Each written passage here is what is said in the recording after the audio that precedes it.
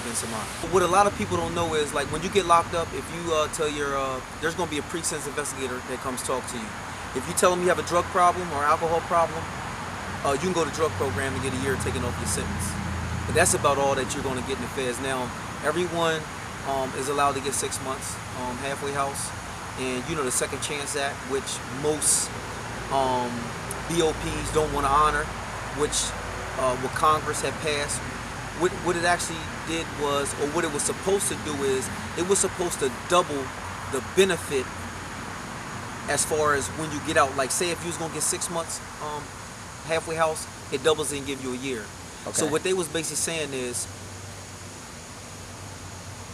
it's less likely that a person would go back to prison if they were released a year earlier and had a year at the halfway house to work, get a job, basically get established, than a person that's really basically only got 2 or 3 months halfway house.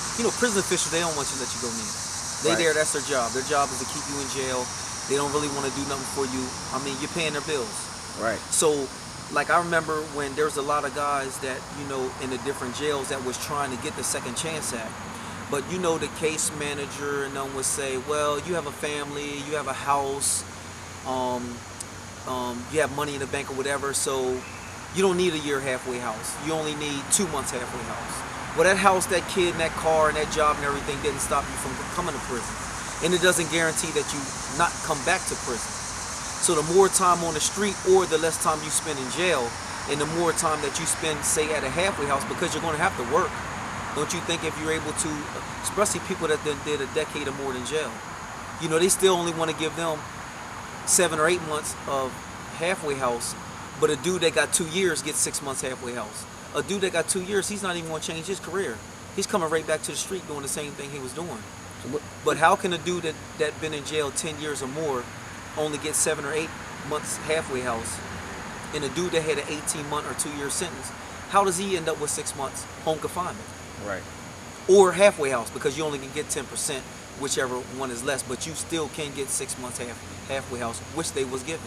Halfway house is you halfway in and you halfway out. So that you're released from prison, but they still consider you being like level 5. What I mean level 5 is being in prison, being in jail.